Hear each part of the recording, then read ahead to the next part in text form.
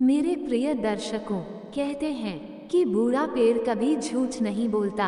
वह वो खामोशी से बताता है कि जड़ें मजबूत हो तो समय की हर आंधी टल जाती है, लेकिन जब शाखाएं ही जड़ों को बोझ समझने लगे तो पतझड़ का आना निश्चित हो जाता है। याद रखिए, शब्दों का चोट तलवार से भी तेज होती है और माता पिता के कुछ शब्द बच्चों के संस्कार तक बदल सकते हैं। दोस्तों, बुढ़ापा जीवन का वो वह संध्या है जहां हर कोई बस एक चीज चाहता है, वह है सम्मान, शांति और स्नेह। इस कहानी में हम केवल एक परिवार की टूटती बिखरती स्थिति को नहीं बताएंगे, बल्कि हम वह कड़वे सच को भी बताएंगे कि अगर बुढ़ापा सम्मान से नहीं जिया गया तो मृत्यु से भी बड़ी सजा बन जाती है। जीवन की सबसे बड़ी विपत्ति यह नहीं कि रिश्ते टूटते हैं, बल्कि यह है कि रिश्तों को निभाने की समझ खोती जाती है। माता पिता जब अपने जीवन की पूंजी, अपना अनुभव और अपना मान और अपार प्रेम अपनी संतान को सौंपते हैं, तो वह बदले में सम्मान, स्नेह और सहारा चाहते हैं। पर समय के कारण यह समीकरण बदलने लगता है। कई बहुएं सास को बोझ समझने लगते हैं, तो कई बेटे अपने जिम्मेदारी से आंख चुराने लगते हैं। विवाह के बाद संबंध केवल दो लोगों के बीच का अनबन नहीं होता, वह दो परिवारों का गरिमा और दो संस्कृतियों का परीक्षा होती है। पर जब अहंकार, ईर्ष्या और स्वार्थ उस सेतु को दीमक की तरह चाटने लगते हैं, तो परिवार नाम का वह मंदिर धीरे धीरे वह खंडहर में बदलने लगता है। तो आइए मेरे प्रिय दोस्तों, चलते हैं ऐसे भावनात्मक वास्तविक सफर पर चलते हैं जो न केवल हमें रिश्तों की अहमियत सिखाती है, बल्कि यह भी बताता है कि कैसे बुजुर्गों की सेवा करना सबसे बड़ी बुद्धिमानी है।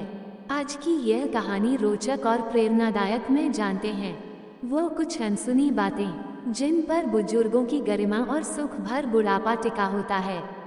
तो लिए चलते हैं कहानी की ओर। दोस्तों, अगर आप हमारे चैनल पर नए हैं तो हमारे चैनल को सब्सक्राइब करें और लाइक करके कमेंट करके बताएं आप कहां से देख रहे हैं। नमस्कार प्रिय दोस्तों, आप सबका हमारे चैनल पर दिल से स्वागत है। बूढ़ा पेड़ कभी झूठ नहीं बोलता। गांव के बीचों बीच एक प्राचीन बरगद का पेड़ था। उसकी शाखाएं दूर दूर तक फैली थीं और उसकी जड़ों ने जमीन को गहराई से थाम रखा था। गांव के बुजुर्ग कहा करते थे, ये पेड़ सब देखता है, सब सुनता है, पर कभी झूठ नहीं बोलता। इस पेड़ की छांव में कई पीढ़ियां पली बड़ी थीं। बच्चों की किलकारियां, युवाओं की शरारतें, बुजुर्गों की कहानियां इस पेड़ ने सब सुना था। परिवार की नींव। उसी गांव में रामलाल का परिवार रहता था। रामलाल कभी बहुत ताकतवर किसान था, लेकिन अब उम्र के साथ उसकी कमर झुक गई थी और आंखों में धुंधलापन आ गया था। उसके 3 बेटे थे, मोहन, श्याम और राकेश। जब तक वे छोटे थे वे उसके इर्द गिर्द घूमते थे, लेकिन जैसे जैसे वे बड़े हुए उनके विचार बदलने लगे। विवाह के बाद घर में नई बहुएं आईं और धीरे धीरे घर का माहौल बदलने लगा।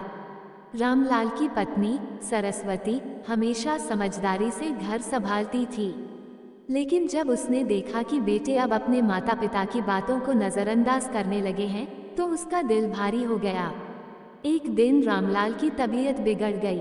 वह पेड़ के नीचे बैठा था जब उसका सबसे छोटा बेटा राकेश पास आया और बोला, बाबूजी, आप अंदर जाकर आराम क्यों नहीं कर लेते? रामलाल ने मुस्कुराकर कहा, बेटा, इस पेड़ की जड़ें देखो, ये जितनी मजबूत हैं उतनी ही इसकी शाखाएं फलती फूलती हैं।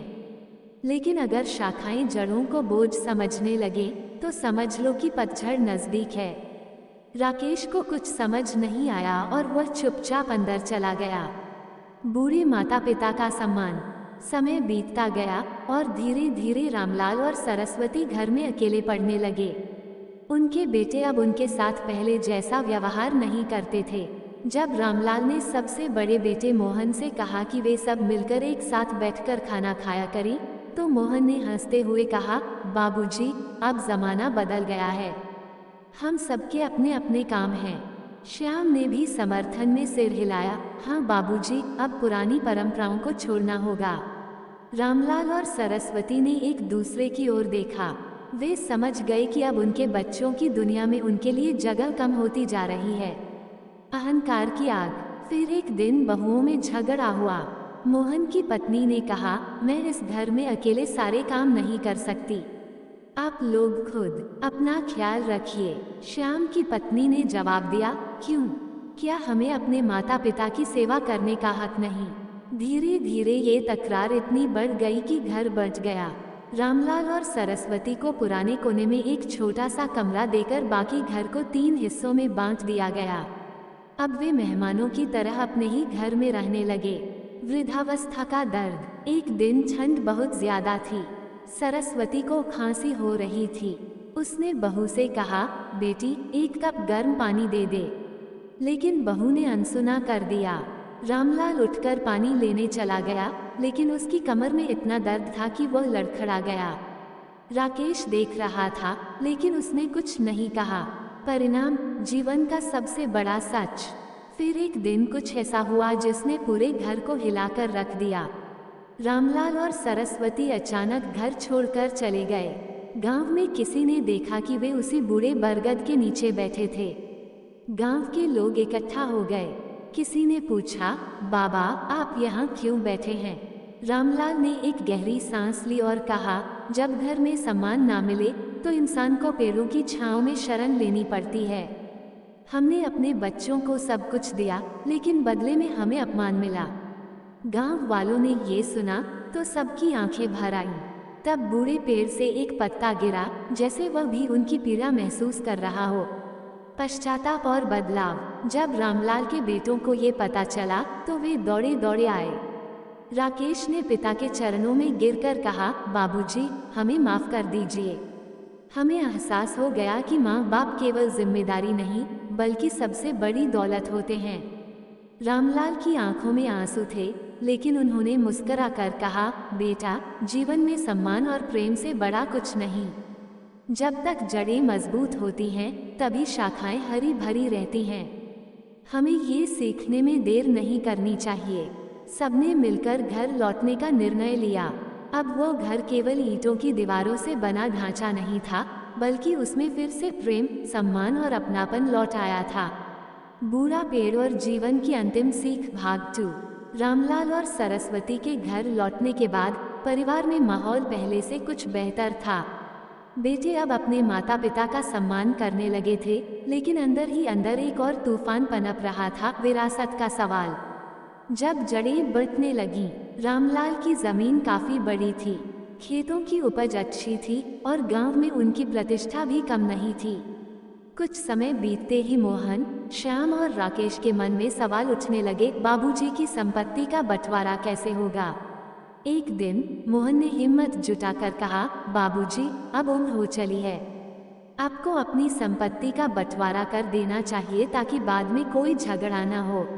रामलाल ने चुपचाप उसकी ओर देखा और कहा, बेटा तुमने कभी सोचा है कि यह बरगद का पेड़ क्यों इतना विशाल और मजबूत है? मोहन चकित रह गया, इसका क्या मतलब बाबूजी? रामलाल बोले, क्योंकि इसकी जड़ें बटी नहीं हैं। जैसे ही एक पेड़ की जड़ें काट दी जाती हैं, वह कमजोर हो जाता है। परिवार भी ऐसा ही होता है। लेकिन बेटे इस बात को समझने को तैयार नहीं थे। वे चाहते थे कि जो उनका हक है वह अभी मिले। विरासत का बंटवारा। रामलाल ने आखिरकार एक दिन सबको बरगद के नीचे बुलाया। गांव के कुछ बुजुर्ग भी वहां मौजूद थे। उन्होंने कहा, आज मैं तुम सबकी इच्छा पूरी करूंगा, विरासत का बंटवारा करूंगा, लेकिन मेरी एक शर्त है। बेटों ने उत्सुकता से पूछा, क्या शर्त बाबूजी? रामलाल ने जमीन पर एक लकड़ी रखी और कहा, इसे तोड़कर दिखाओ। मोहन ने तुरंत लकड़ी उठाई और जोर से तोड़ दी। अब ये लकड़ी लो कहकर उन्होंने 5 लकड़ियों का एक गट्ठर दिया। बारी बारी से तीनों बेटों ने कोशिश की, लेकिन वे गट्ठर को तोड़ नहीं सके। रामलाल मुस्कराए और बोले, अकेली लकड़ी कमजोर होती है, उसे तोड़ना आसान है, लेकिन जब लकड़ियां साथ होती हैं तो कोई उन्हें तोड़ नहीं सकता। वह आगे बोले, अगर तुम लोग जमीन और संपत्ति बांट लोगे तो आज नहीं तो कल ये परिवार बिखर जाएगा। मैं चाहता हूँ कि तुम सब मिलकर रहो, बिना बटे, बिना झगड़े। क्या तुम ये कर सकते हो? बेटे एक दूसरे की ओर देखने लगे। स्वार्थ बनाम परिवार। कुछ देर की चुप्पी के बाद राकेश ने कहा, बाबूजी, आपकी बात सही है, लेकिन क्या हम बिना बटे एक साथ रह सकते हैं? हम सबके अलग अलग खर्चे हैं, अलग ज़रूरतें हैं। रामलाल ने जवाब दिया, समस्या पैसे की नहीं, सोच की है। अगर तुम सब मिलकर काम करोगे तो कोई भी कमी नहीं रहेगी, लेकिन अगर अलग हो जाओगे तो धीरे धीरे तुम कमजोर पड़ जाओगे और तुम्हारी अगली पीढ़ी भी टूट जाएगी। मोहन और श्याम अभी भी असमंजस में थे। वे चाहते थे कि उन्हें उनका हक मिले। जीवन की अंतिम परीक्षा। कुछ महीनों बाद रामलाल की तबीयत अचानक बिगड़ गई। डॉक्टर ने कहा कि अब उनके पास ज्यादा समय नहीं है। अपने आखिरी दिनों में उन्होंने बेटों को बुलाकर कहा, अगर तुम सच में मुझसे प्रेम करते हो तो मेरी अंतिम इच्छा पूरी करो, परिवार को एकजुट रखो। उनकी मृत्यु के बाद बेटों ने कुछ समय तक एक साथ रहने की कोशिश की, लेकिन लालच धीरे धीरे फिर सिर उठाने लगा। मोहन और श्याम ने अलग होने का फैसला कर लिया और विरासत का बंटवारा हो गया। क्या हुआ आगे? कुछ सालों बाद वही हुआ जिसका डर रामलाल को था। मोहन का खेत सूख गया क्योंकि उसने अकेले उसे संभालने की कोशिश की। श्याम कर्ज में डूब गया और राकेश अपनी नौकरी के चक्कर में गांव छोड़कर चला गया। अब घर की वह दीवारें जो कभी परिवार के प्रेम से गूंजती थीं, वीरान हो गई थीं। एक दिन बरगद का एक पुराना डाल टूटकर गिर पड़ा। गांव के बुजुर्ग बोले, जब जड़ें कमजोर पड़ जाती हैं तो शाखाएं खुद गिरने लगती हैं। कहानी की सीख। परिवार केवल खून का रिश्ता नहीं, बल्कि आपसी प्रेम, सम्मान और सहयोग पर टिका होता है। संपत्ति बढ़ सकती है, लेकिन प्रेम बांटा जाए तो वह खो जाता है। जब तक परिवार एकजुट रहता है, तब तक कोई भी कठिनाई उसे नहीं तोड़ सकती। माता पिता का अनुभव जीवन की सबसे बड़ी पूंजी है, उसे नज़रअंदाज नहीं करना चाहिए। जब नई पीढ़ी ने पुरानी गलती को दोहराया, समय बीतता गया। रामलाल के तीनों बेटे अब बूढ़े हो चुके थे। उनके अपने बच्चे बड़े हो गए थे और अब वही सवाल दोबारा उठने लगे थे, विरासत का बंटवारा, अधिकारों की लड़ाई और परिवार की टूटन। लेकिन इस बार कहानी में एक नया मोड़ आया। रामलाल का सबसे बड़ा बेटा मोहन अपने बेटे सूरज के भविष्य को लेकर चिंतित था। श्याम का बेटा अजय शहर में नौकरी करने चला गया था और उसे अपने गांव से कोई लगाव नहीं था। राकेश के बेटे विक्रम को अपने खेतों में मेहनत करने से ज़्यादा अपने व्यापार में रुचि थी। तीनों भाइयों के बच्चे अब बड़े हो चुके थे, लेकिन वे भी अपने पिता और चाचाओं की तरह ही सोचने लगे थे, हमें अपनी हिस्सेदारी चाहिए। गांव में ऋषि का आगमन। इसी बीच गांव में एक प्रसिद्ध ऋषि आए। लोग कहते थे कि वह योग और ध्यान के ज्ञानी थे और उन्होंने कई टूटे परिवारों को फिर से जोड़ा था। गांव के बुजुर्गों ने सलाह दी कि मोहन, श्याम और राकेश को अपने बेटों के साथ ऋषि के पास जाना चाहिए। तीनों भाइयों ने अपने बेटों को साथ लिया और ऋषि के आश्रम पहुंचे। वहां ऋषि शांत मुद्रा में ध्यान कर रहे थे। उनके चारों ओर सैकड़ों लोग बैठे थे जो उनसे ज्ञान प्राप्त कर रहे थे। जब मोहन ने अपनी समस्या बताई तो ऋषि मुस्कुराए और बोले, तो तुम भी वही गलती दोहराने जा रहे हो जो तुम्हारे पिता ने रोकने की कोशिश की थी। श्याम ने सिर झुका लिया, हम समझ नहीं पा रहे कि क्या सही है और क्या गलत। ऋषि की कहानी। दो राजकुमारों का युद्ध। ऋषि ने आंखें बंद की और एक कहानी सुनानी शुरू की। बहुत समय पहले एक राजा के दो पुत्र थे। राजा ने उन्हें समान रूप से प्यार किया और अपने अनुभव से उन्हें राजकाज की शिक्षा दी। लेकिन जब राजा बूढ़ा हुआ तो दोनों पुत्रों में झगड़ा होने लगा कि सिंहासन पर कौन बैठेगा। बड़े पुत्र ने कहा, मैं बड़ा हूँ, इसलिए राज्य मेरा हक है। छोटे पुत्र ने कहा, मैं अधिक योग्य हूँ, इसलिए मैं राजा बनूंगा। दोनों में युद्ध हुआ और उस युद्ध में न केवल दोनों भाई मारे गए, बल्कि पूरा राज्य बर्बाद हो गया। वो समृद्ध राज्य जो कभी स्वर्ग कहलाता था, अब खंडहर बन गया। ऋषि ने आंखें खोली और मोहन, श्याम और राकेश की ओर देखा। तुम्हारी कहानी भी इससे अलग नहीं है। तुमने अपने पिता की सीख को भुला दिया और अब तुम्हारी अगली पीढ़ी वही गलती दोहरा रही है। समाधान, परिवार को पुनः जोड़ने का संकल्प। विक्रम, जो अब तक चुप था, बोल पड़ा, गुरुदेव, हमें क्या करना चाहिए? ऋषि ने मुस्कुराकर कहा, परिवार को जोड़ने का एक ही तरीका है, त्याग और सेवा। अगर हर कोई अपना हक मांगने लगे तो परिवार टूट जाएगा, लेकिन अगर हर कोई एक दूसरे की सेवा करने लगे तो परिवार और अधिक मजबूत होगा। परीक्षा, सेवा की शक्ति। ऋषि ने उन्हें एक परीक्षा दी। उन्होंने कहा, अगर तुम वास्तव में परिवार को बचाना चाहते हो तो अगले 3 महीने बिना किसी स्वार्थ के एक दूसरे की सेवा करो। जो सबसे अधिक निस्वार्थ सेवा करेगा वही परिवार का अगला मुखिया होगा। तीनों भाइयों और उनके बेटों ने इस चुनौती को स्वीकार कर लिया। 3 महीने का परिवर्तन। इन 3 महीनों में कुछ ऐसा हुआ जिसकी किसी ने कल्पना नहीं की थी। सूरज, जो अपने खेतों में मेहनत करना नहीं चाहता था, अब अपने चाचाओं की मदद करने लगा। अजय, जो शहर से आया था, अब अपने गांव की मिट्टी से लगाव महसूस करने लगा। विक्रम, जो व्यापार में रुचि रखता था, अब अपने परिवार के साथ बैठकर उनकी परेशानियों को सुनने लगा। धीरे धीरे उनके बीच का प्यार फिर से जाग उठा। अब कोई बंटवारे की बात नहीं करता था। अंतिम निर्णय। 3 महीने पूरे होने के बाद वे फिर से ऋषि के पास गए। ऋषि ने पूछा, अब बताओ, कौन परिवार का मुखिया बनना चाहता है? सबने एक दूसरे की ओर देखा, लेकिन कोई भी आगे नहीं आया। विक्रम ने कहा, गुरुदेव, अब हमें कोई मुखिया नहीं चाहिए। अब हम सभी एक दूसरे की जिम्मेदारी समझ चुके हैं। ऋषि ने प्रसन्न होकर कहा, यही सच्ची जीत है, जब कोई अधिकार नहीं चाहता बल्कि सेवा करना चाहता है। कहानी की सीख। परिवार केवल अधिकारों से नहीं बल्कि सेवा और प्रेम से चलता है। त्याग और सहानुभूति ही परिवार को टूटने से बचा सकते हैं। जब कोई भी मुखिया बनने की इच्छा नहीं करता, तब पूरा परिवार सशक्त बन जाता है। बुजुर्गों की सीख को कभी नज़रअंदाज नहीं करना चाहिए, क्योंकि वे अनुभव की दौलत रखते हैं। जब परिवार एक हुआ, तब सुख कैसे आया। ऋषि के मार्गदर्शन से मोहन, श्याम और राकेश के परिवार एक हो गए। अब घर में पहले जैसी कलह नहीं थी, बल्कि सहयोग और सम्मान की भावना जाग उठी थी। लेकिन असली परीक्षा अभी बाकी थी। क्या यह एकता लंबे समय तक बनी रहेगी? समय बीतने के साथ परिवार ने महसूस किया कि एकजुट रहना सिर्फ एक भावनात्मक निर्णय नहीं था, बल्कि इसके लिए निरंतर प्रयास करना जरूरी था। गांव का पुनर्जागरण। एक दिन गांव के बुजुर्गों ने तीनों भाइयों को बुलाया।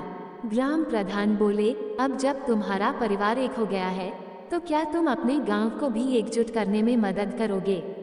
श्याम ने चकित होकर पूछा, गांव को एकजुट करने से आपका क्या मतलब है? एक वृद्ध किसान ने उत्तर दिया, हमारा गांव भी तुम्हारे परिवार की तरह ही विभाजित हो गया है। यहाँ हर कोई अपने लाभ के बारे में सोचता है, लेकिन कोई गांव के भविष्य की चिंता नहीं करता। अगर तुम सच में एकता के मूल्य को समझ गए हो, तो हमें इसे गांव के स्तर पर भी लागू करना होगा। सामूहिक प्रयास की शक्ति। तीनों भाइयों ने अपने बेटों के साथ मिलकर गांव में बदलाव लाने की योजना बनाई। साझा खेती। उन्होंने सभी छोटे किसानों को एक साथ लाकर सहकारी खेती शुरू की। अब हर कोई मिलकर काम करता, जिससे पैदावार बढ़ गई और किसी को नुकसान नहीं हुआ। शिक्षा पर ध्यान। विक्रम ने गांव में एक छोटी लाइब्रेरी खोली और बच्चों को मुफ्त में पढ़ाने लगा। धीरे धीरे गांव में शिक्षा का स्तर बढ़ने लगा। नवीन तकनीक। अजय, जो शहर से लौटा था, उसने गांव में आधुनिक सिंचाई प्रणाली शुरू की, जिससे पानी की समस्या हल हो गई। आपसी सहयोग। परिवार ने गांव में एक ऐसा नियम बनाया कि हर परिवार एक दूसरे की मदद करेगा, चाहे वह शादी का आयोजन हो या किसी बीमार व्यक्ति की देखभाल। बदलाव की पहली परीक्षा। गांव में सब कुछ अच्छा चल रहा था, लेकिन एक दिन एक बड़ी चुनौती सामने आई। मूसलाधार बारिश के कारण गांव के पास की नदी उफान पर आ गई। पानी खेतों और घरों में घुसने लगा। गांव के लोगों को समझ नहीं आ रहा था कि क्या करें। लेकिन इस बार गांव बटा हुआ नहीं था, वे एकजुट थे। मोहन और सूरज ने मिलकर गांव के लोगों को सुरक्षित स्थान पर पहुंचाने का काम किया। श्याम और अजय ने अपनी ट्रैक्टर और बैलगाड़ियों से जरूरी सामान बाहर निकाला। राकेश और विक्रम ने पास के गांवों से मदद मंगाई। गांव के लोग एक दूसरे की मदद करने लगे और जल्द ही बाढ़ का प्रभाव कम हो गया। गांव की नई पहचान। इस घटना के बाद गांव के लोगों को एहसास हुआ कि जब तक वे एक दूसरे की मदद करेंगे तब तक कोई भी समस्या उन्हें तोड़ नहीं सकती। धीरे धीरे ये गांव पूरे जिले में प्रसिद्ध हो गया। कुछ ही वर्षों में ये गांव आत्मनिर्भर बन गया। लोग अब बड़े शहरों में काम करने नहीं जाते थे क्योंकि उनके अपने गांव में ही रोजगार उपलब्ध था। शिक्षा, खेती और आपसी सहयोग के कारण गांव समृद्ध होने लगा। बूढ़ा पेड़ फिर मुस्कुराया। रामलाल के घर के सामने खड़ा पुराना बरगद का पेड़ अब भी अपनी छाया बिखेर रहा था। जब गांव के बच्चे उसके नीचे खेलते तो ऐसा लगता जैसे वह भी मुस्कुरा रहा हो। एक दिन सूरज अपने बेटे को वहां लेकर आया और उसे बरगद के नीचे बिठाकर कहा, याद रखो बेटे, ये पेड़ हमें सिखाता है कि जब जड़ें एक होती हैं तो कोई आंधी हमें हिला नहीं सकती। बेटे ने उत्सुकता से पूछा, पापा, ये पेड़ बूढ़ा हो गया है, क्या हम इसे काट दें? सूरज ने मुस्कुराते हुए कहा, बेटा, ये पेड़ बूढ़ा नहीं हुआ है, यह अनुभव से भरपूर हुआ है। इसकी जड़ें जितनी पुरानी होंगी यह उतना ही मजबूत रहेगा। यही बात हमारे परिवार और गांव पर भी लागू होती है। कहानी की अंतिम सीख। एकता केवल परिवार तक सीमित नहीं होनी चाहिए बल्कि समाज में भी फैलनी चाहिए। समाज और परिवार के विकास के लिए निस्वार्थ सेवा और आपसी सहयोग जरूरी है। संकट में जो समाज एकजुट रहता है वही प्रगति कर सकता है। बुजुर्गों का अनुभव किसी भी मूल्यवान खजाने से अधिक कीमती होता है। यदि नई पीढ़ी सही मार्गदर्शन से आगे बढ़े तो वे अपने पूर्वजों की गलतियों को दोहरा नहीं सकती। अंतिम पंक्तियाँ। बरगद का पेड़ अब भी वहीं खड़ा था, जैसे वह देख रहा हो कि उसकी दी गई सीख अब केवल एक परिवार तक सीमित नहीं थी बल्कि पूरे गांव का हिस्सा बन चुकी थी। समय बीतता गया, लेकिन इस गांव की कहानी कई और पीढ़ियों तक एक प्रेरणा बनकर जीवित रही। नया युग, जब गांव एक आदर्श बन गया। समय बीतता गया, लेकिन इस गांव की एकता और समृद्धि की कहानी दूर दूर तक फैल गई। अब ये गांव सिर्फ एक गांव नहीं बल्कि एक मिसाल बन चुका था। सरकारी अधिकारी, सामाजिक कार्यकर्ता और शोधकर्ता यहाँ आते और समझने की कोशिश करते कि कैसे इस छोटे से गांव ने अपने मूल्यों के दम पर इतनी उन्नति की। परंतु जीवन की राह में चुनौतियाँ कभी समाप्त नहीं होती। अब सवाल ये था, क्या यह एकता और समृद्धि स्थायी रहेगी या फिर समय के साथ सब कुछ बदल जाएगा? नई पीढ़ी का द्वंद्व। गांव में बदलाव के साथ साथ नई पीढ़ी भी बड़ी हो रही थी। सूरज, अजय और विक्रम अब बूढ़े हो चुके थे और उनके बेटे बेटियां अब गांव की जिम्मेदारी संभालने के लिए तैयार थे। लेकिन उनके सामने एक नई चुनौती थी, आधुनिकता और परंपरा के बीच संतुलन बनाना। कई युवा अब शहर जाकर पढ़ना चाहते थे, कुछ ने अपनी जड़ें छोड़कर महानगरों में बसने का निर्णय लिया और कुछ को यह चिंता सताने लगी कि यदि सब बाहर चले गए तो गांव का भविष्य क्या होगा। एक दिन गांव के चौराहे पर एक सभा बुलाई गई। सभी युवा, बुजुर्ग और महिलाएं वहां उपस्थित थीं। सूरज ने गहरी सांस ली और बोला, हमने जो मेहनत की, क्या उसे समय के साथ मिट जाने देना चाहिए? अजय ने कहा, समय बदल रहा है, लेकिन इसका मतलब यह नहीं कि हम अपनी पहचान भूल जाएं। क्या कोई ऐसा रास्ता नहीं हो सकता कि हम आधुनिकता को अपनाएं और साथ ही अपने गांव की आत्मा को भी बचाए रखें? गांव की नई दिशा। इसके बाद गांव के युवाओं ने एक नई पहल की, स्मार्ट विलेज योजना। तकनीक और परंपरा का मेल। गांव में इंटरनेट और आधुनिक तकनीक लाई गई, जिससे किसान डिजिटल रूप से अपने उत्पाद बेच सकते थे। शिक्षा और रोजगार। गांव में एक व्यावसायिक प्रशिक्षण केंद्र खोला गया, जिससे युवा शहर गए बिना ही आधुनिक स्किल्स सीख सकें।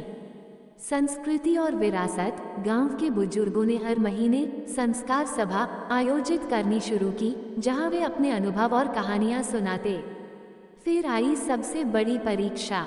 समय अच्छा चल रहा था, लेकिन एक दिन गांव के एक बड़े व्यवसायी ने वहां आकर घोषणा की, हम यहाँ एक बड़ी फैक्ट्री खोलना चाहते हैं, जिससे गांव में रोजगार के नए अवसर मिलेंगे। लेकिन इसके लिए हमें गांव के आधे खेत खरीदने होंगे। गांव के कई लोग उत्साहित थे, लेकिन सूरज, अजय और विक्रम चिंतित थे। फैसले की घड़ी। गांव में एक महापंचायत बुलाई गई। पक्ष विपक्ष की बातें सुनी गईं। पक्ष में तर्क, इससे गांव के युवाओं को नौकरी मिलेगी, वे शहर जाने से बचेंगे। विपक्ष में तर्क, यदि खेत बेच दिए गए तो गांव की आत्मनिर्भरता खत्म हो जाएगी और गांव फिर से परनिर्भर हो जाएगा। आखिरकार गांव ने एक संतुलित फैसला लिया, फैक्ट्री खुलेगी, लेकिन केवल गांव की बंजर जमीन पर, और हर कर्मचारी गांव का ही होगा। अंतिम संदेश, बदलाव को अपनाना, लेकिन जड़ों को बनाए रखना। गांव अब पूरी तरह से बदल चुका था। यहाँ न सिर्फ परंपराएं जीवित थीं, बल्कि आधुनिकता भी संतुलित रूप से अपनाई गई थी। एक दिन सूरज अपने पोते को फिर से उसी बूढ़े बरगद के पेड़ के नीचे बैठाकर बोला, समय बदलता रहेगा, लेकिन जो अपनी जड़ों को नहीं भूलेगा वही सही मायने में आगे बढ़ेगा। पोते ने मुस्कुराकर कहा, तो हमें भी इस पेड़ की तरह बनना चाहिए, ऊंचा, मजबूत और छाया देने वाला। बूढ़ा पेड़ अब भी खड़ा था, जैसे वह देख रहा हो कि उसकी सीख अब पीढ़ी दर पीढ़ी आगे बढ़ रही है। जब समय ने फिर से परीक्षा ली, गांव धीरे धीरे आत्मनिर्भर बनता जा रहा था। अब यहाँ के लोग सिर्फ खेती पर निर्भर नहीं थे, बल्कि आधुनिक तकनीकों का उपयोग कर कई तरह के रोजगार के साधन बना चुके थे।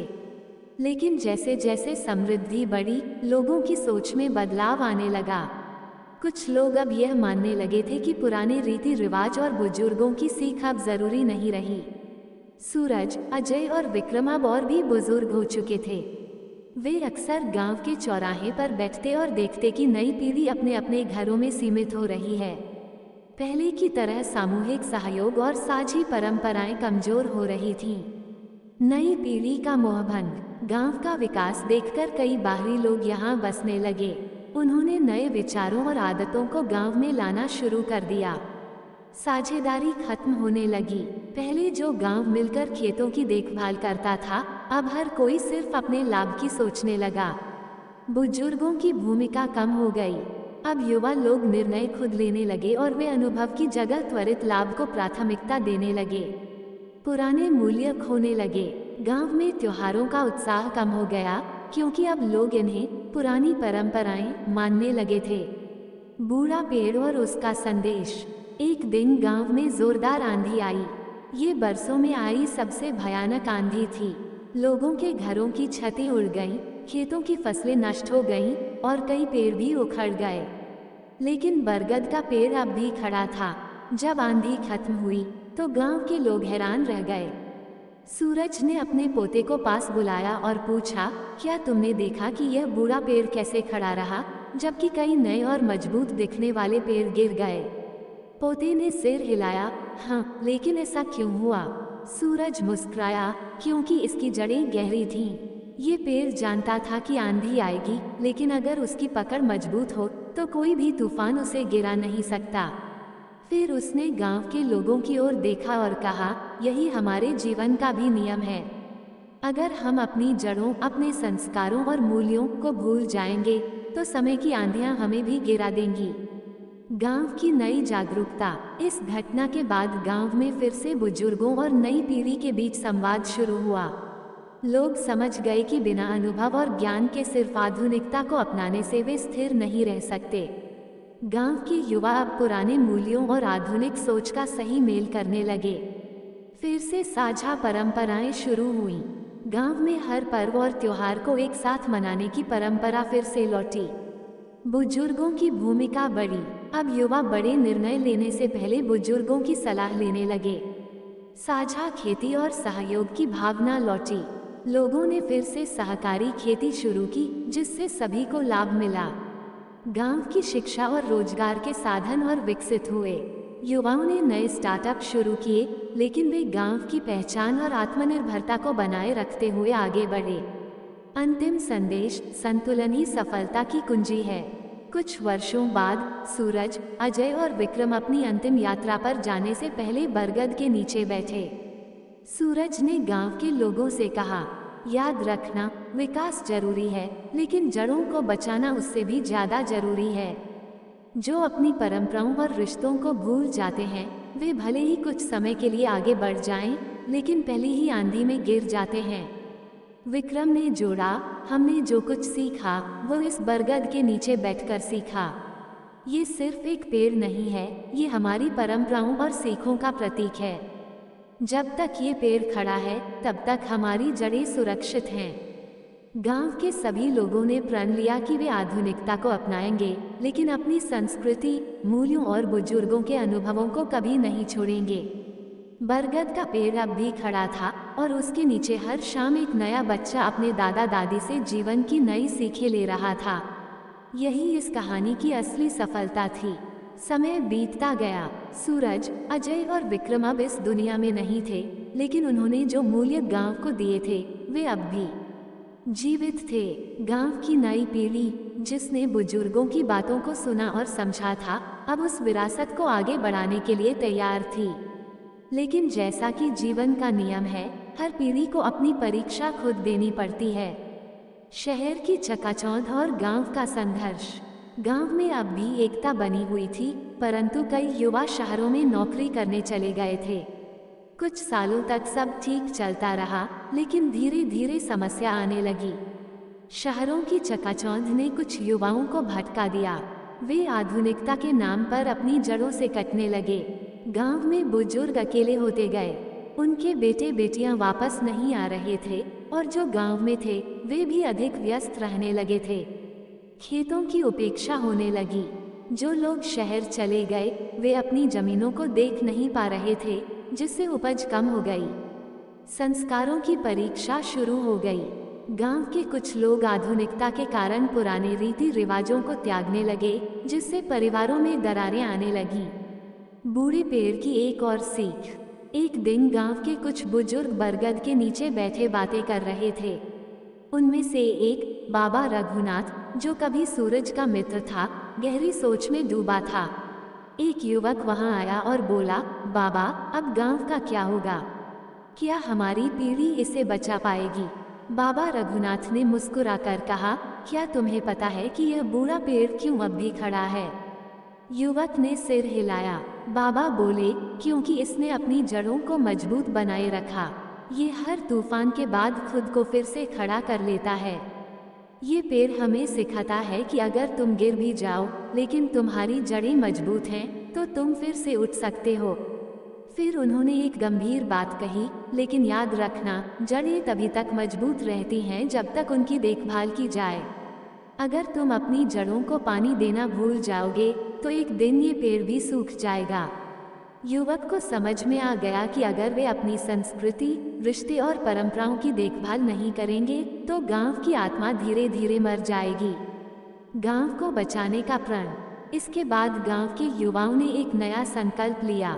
हर युवा महीने में एक बार अपने गांव लौटेगा और अपने बुजुर्गों से मिलेगा। संयुक्त परिवार की परंपरा को फिर से मजबूत किया जाएगा ताकि बुजुर्ग अकेले न रहें। खेती को तकनीक से जोड़ा जाएगा, जिससे गांव के लोग भी डिजिटल युग में आगे बढ़ सकें। संस्कारों को जीवित रखने के लिए हर रविवार संस्कार सभा होगी, जहां बच्चों और युवाओं को जीवन की महत्वपूर्ण सीखें दी जाएंगी। शहर और गांव के बीच एक सेतु बनाया जाएगा, जिससे गांव के लोग बाहर भी कमा सकें, लेकिन अपनी जड़ों से जुड़े भी रहें। एक और आंधी आई, लेकिन गांव अडिग रहा। कुछ वर्षों बाद एक बार फिर कठिन समय आया। देश में आर्थिक मंदी आई, कई लोगों की नौकरियां चली गईं। जो लोग गांव छोड़कर शहरों में बस गए थे, वे अब मुश्किल में थे। लेकिन जिन लोगों ने गांव को नहीं छोड़ा था, वे आत्मनिर्भर थे। उनके पास खेती थी, पशुपालन था और गांव की सहकारी समिति ने मिलकर इतनी पूंजी बना ली थी कि वे सबको सहारा दे सकते थे। जो लोग गांव छोड़ चुके थे, वे अब वापस आने लगे। उन्होंने देखा कि जो जड़ें उन्होंने छोड़ी थीं, वही असल में उनकी ताकत थी। बूढ़ा पेड़ अब भी खड़ा था और इस बार उसने एक नई पीढ़ी को सिखा दिया था कि विकास और परंपरा साथ साथ चल सकते हैं, बस सही संतुलन चाहिए। अंतिम संदेश, जड़ों की ताकत को मत भूलो। बाबा रघुनाथ ने गांव के लोगों को इकट्ठा किया और कहा, समय के साथ चलो, लेकिन अपनी जड़ों को मत भूलो। अगर तुमने अपनी पहचान खो दी तो तुम्हारी सबसे बड़ी पूंजी भी व्यर्थ हो जाएगी। गांव ने एक नई कहानी लिख दी, एक ऐसी कहानी जहां आधुनिकता और परंपरा का संगम था, जहां बुजुर्गों का सम्मान था और जहां बूढ़ा पेड़ हमेशा खड़ा था, एक नई सीख देने के लिए। गांव अब आत्मनिर्भर और समृद्ध हो चुका था, लेकिन जैसे जैसे समय आगे बढ़ा, नई चुनौतियां सामने आने लगीं। युवा पीढ़ी ने आधुनिक शिक्षा और तकनीक को अपनाया था, लेकिन इसके साथ साथ पाश्चात्य संस्कृति का प्रभाव भी बढ़ रहा था। कुछ युवा अब यह मानने लगे थे कि पुरानी परंपराएं आधुनिकता में बाधा डालती हैं। बाबा रघुनाथ अब बहुत वृद्ध हो चुके थे। वे अक्सर बूढ़े बरगद के नीचे बैठकर गांव के बदलाव को देखते और मुस्कुराते। लेकिन एक दिन उन्होंने देखा कि कुछ युवक पेड़ के नीचे बैठकर उसका मूल्यांकन कर रहे थे। इस पेड़ को काट देना चाहिए, ये बहुत जगह घेरता है और अब इसकी कोई उपयोगिता नहीं बची, एक युवक बोला। हाँ, इसकी लकड़ी बेचकर हम गांव के लिए कुछ नया बना सकते हैं, दूसरे ने सुझाव दिया। ये सुनकर बाबा रघुनाथ ने गहरी सांस ली और बोले, बेटा, अगर मैं कहूँ कि इस गांव के बुजुर्ग अब काम के नहीं रहे, तो क्या हम सबको भी छोड़ देना चाहिए? युवकों ने सिर झुका लिया। विकास और परंपरा का संतुलन। बाबा रघुनाथ ने सभी को पेड़ के नीचे बैठाया और कहा, समस्या इस पेड़ में नहीं, बल्कि हमारी सोच में है। हम सिर्फ उसकी उपयोगिता तब तक मानते हैं जब तक वो हमें प्रत्यक्ष लाभ देता है, लेकिन असल में इसकी जड़ें हमें एकता और स्थिरता की सीख देती हैं। ये सिर्फ छाया नहीं देता, ये हमें ये भी सिखाता है कि जो अपनी जड़ों को पोषित नहीं करता, वह एक दिन गिर जाता है। युवकों को अब समझ आ चुका था कि आधुनिकता और विकास संस्कारों की कीमत पर नहीं आना चाहिए। एक नई पहल, गांव की नई परंपरा। इस घटना के बाद गांव ने एक नई परंपरा शुरू की। जड़ें बचाओ, भविष्य संवारो अभियान शुरू हुआ। हर घर में बच्चों को ये सिखाया जाने लगा कि संस्कार और आधुनिकता साथ साथ चल सकते हैं। गांव में ज्ञान वृक्ष नामक पुस्तकालय बना, जहां बुजुर्ग अपनी सीख और अनुभव साझा करते थे। हर साल पूर्वज दिवस मनाया जाने लगा, जिसमें गांव के बुजुर्गों को सम्मानित किया जाता और वे नई पीढ़ी को जीवन के सबक सिखाते। प्राकृतिक संसाधनों की रक्षा पर जोर दिया गया, ताकि विकास के नाम पर पर्यावरण का नुकसान न हो। हर युवा को साल में कुछ दिन गांव में बिताने की शपथ दिलाई गई, ताकि वे अपनी जड़ों से जुड़े रहें। फिर से आई एक आंधी और गांव का उत्तर। कुछ वर्षों बाद गांव के सामने एक और परीक्षा आई। सरकार ने गांव के पास एक बड़ा कारखाना लगाने की योजना बनाई। इससे आर्थिक अवसर तो बढ़ सकते थे, लेकिन ये गांव की प्राकृतिक सुंदरता और कृषि भूमि को भी नष्ट कर सकता था। गांव के लोगों के बीच विवाद शुरू हो गया। कुछ लोग कहते थे, हमें विकास चाहिए, जबकि कुछ कहते, हम अपनी मिट्टी नहीं छोड़ सकते। इस बार निर्णय लेने की जिम्मेदारी गांव के युवा नेता अर्जुन पर आई। अर्जुन ने बूढ़े बरगद की ओर देखा और याद किया कि बाबा रघुनाथ हमेशा कहते थे, अगर तुम्हारी जड़ें मजबूत हैं, तो तुम विकास की ऊंचाई को भी छू सकते हो। अर्जुन ने दोनों पक्षों को साथ बैठाया और कहा, हम विकास चाहते हैं, लेकिन अपनी परंपराओं और प्रकृति की कीमत पर नहीं। हम सरकार से बात करेंगे कि हमें ऐसा उद्योग चाहिए जो हमारे पर्यावरण और जीवन शैली को नुकसान न पहुंचाए, बल्कि इसे और बेहतर बनाए। गांव ने फिर एक उदाहरण पेश किया।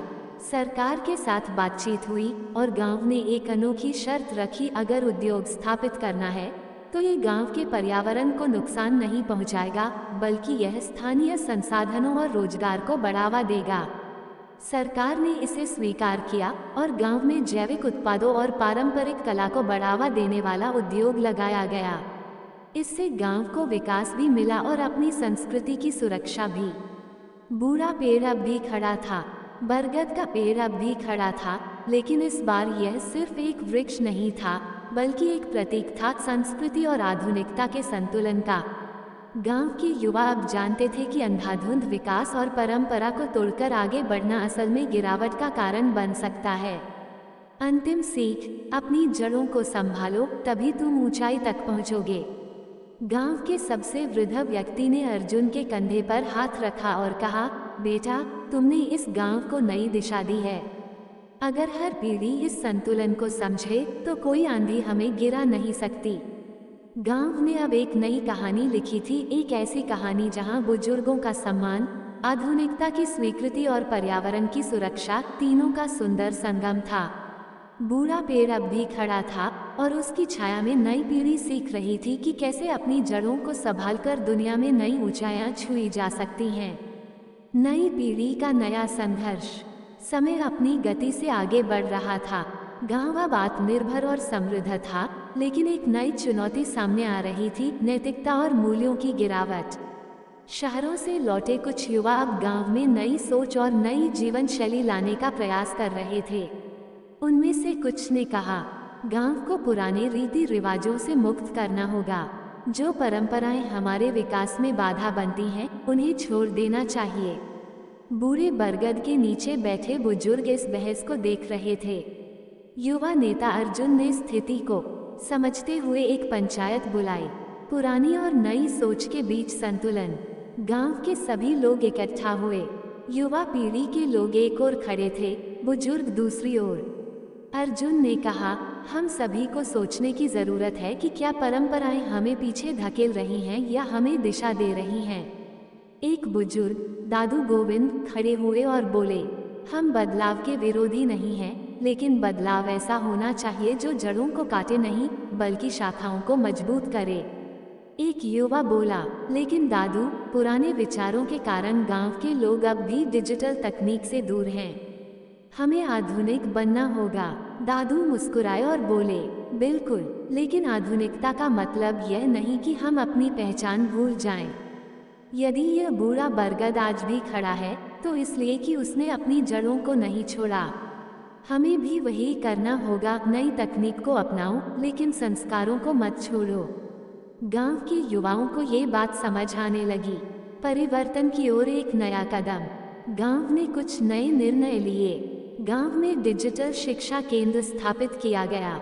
यहाँ हर उम्र के लोग नई तकनीक सीख सकते थे, लेकिन साथ ही उन्हें अपनी संस्कृति और इतिहास के बारे में भी पढ़ाया जाता।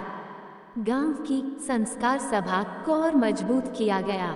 हर हफ्ते बच्चे और युवा बुजुर्गों से जीवन के महत्वपूर्ण सबक सीखते। पारंपरिक त्योहारों को नई तकनीक से जोड़ा गया।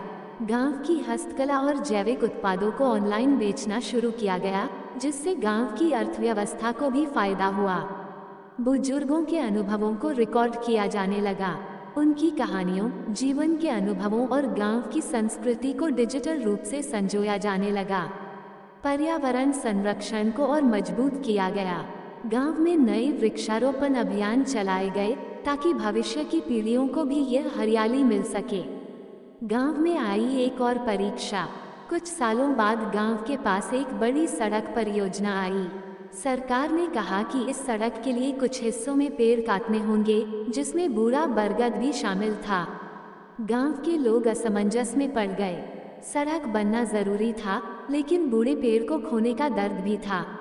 युवाओं और बुजुर्गों ने मिलकर सरकार से बातचीत की और एक नया समाधान निकाला। सड़क की योजना इस तरह बदली गई कि बूढ़ा बरगद न कटे।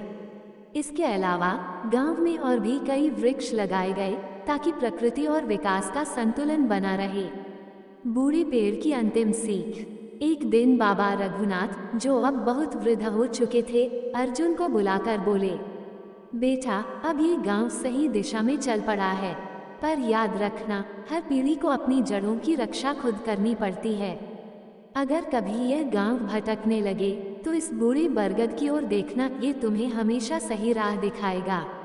इसके कुछ समय बाद बाबा रघुनाथ ने दुनिया को अलविदा कह दिया, लेकिन उनके द्वारा दी गई सीख गांव की आत्मा बन गई। गांव का भविष्य और नई पीढ़ी की जिम्मेदारी। अब गांव के युवा यह अच्छी तरह समझ चुके थे कि परंपरा और आधुनिकता का संगम ही असली विकास है। उन्होंने ये प्रण लिया कि वे हर साल अपनी जड़ों की ओर लौटेंगे, अपने बुजुर्गों की सेवा करेंगे और गांव की विरासत को संजोए रखेंगे।